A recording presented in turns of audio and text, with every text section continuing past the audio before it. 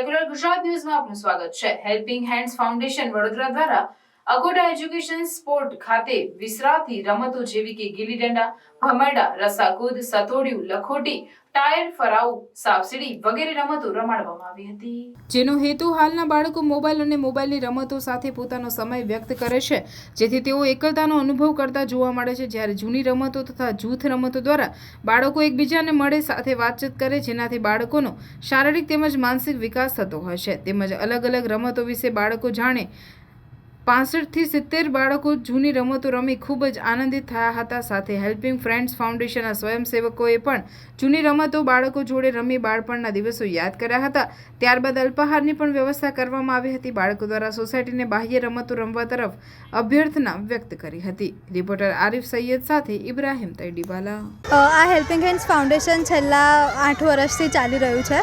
અહીંયા ઘણા બધા બાળકો પોતાની સ્કિલ્સ ડેવલપ કરે છે, ભણવામાં પણ આગળ વધી રહ્યા છે। આજનું મેઇન હતું કે અમે ટ્રેડિશનલ જે ગેમ્સ હતી એ અમારે એમને એની ઓળખાણ આપવી હતી કે અત્યારે બધા ફોનમાં, લેપટોપમાં કે ટીવીમાં કાર્ટૂન બસ એમાં જ ટાઈમ એ લોકો મોસ્ટલી વેટ કરતા હોય છે।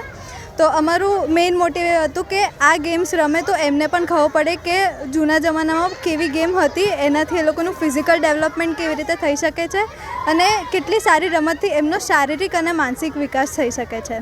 આજે અહીંયા ગિલ્લી દંડા છે, પછી ખોખો છે, ક્રિકેટ છે, એવી ઘણી બધી ગેમ્સ અહીંયા રમાડવામાં આવી રહી છે। મારું નામ સિદ્ધિ ભટ્ટ છે। હું HHF में छेल्ला 4 वर्ष से मेंबर छूँ। सारे गेम्स खेले हैं। हमारी HHF की पूरी टीम, सारे बच्चे, सारे टीचर्स आए थे। यहाँ पर हमने ट्रेडिशनल गेम्स खेले। हम अभी का ऐसा ज़माना है कि हम फ़ोन में ही घुसे रहते हैं, ज़्यादा बाहर नहीं निकलते, जिससे हमारी फ़िज़िकल हेल्थ जो है बहुत ख़राब होती है। इसलिए हम यहाँ पर ट्रेडिशनल गेम्स खेल रहे हैं, जिससे हमारी फ़िज़िकल हेल्थ अच्छी रहे। हमें पता चले कि प्राचीन काल में हम ऐसे भी गेम्स होते जो खेलते हैं, लेकिन अभी के ज़माने के बच्चों को तो ऐसा सब पता ही नहीं चलता। इसलिए हम यहाँ पर ट्रेडिशनल गेम्स खेलने हैं। आपका नाम? मेरा नाम मुस्कान है।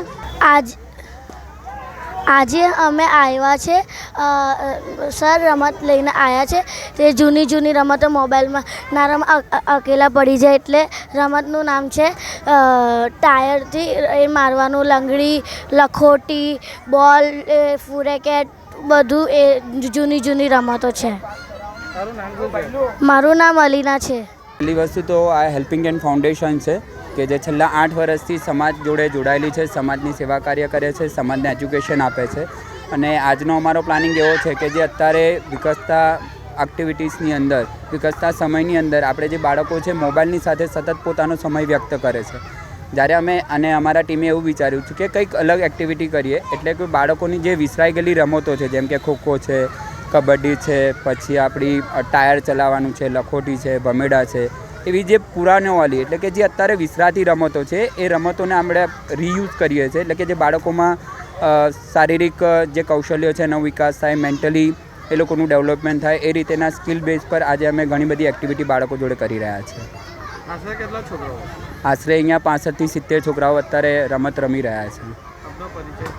હા, મારું નામ શીતોલે રામ છે। હેલ્પિંગ હેન્ડ ફાઉન્ડેશનમાં એજ્યુકેશન કોર્ડિનેટર તરીકે કામ કરું છું।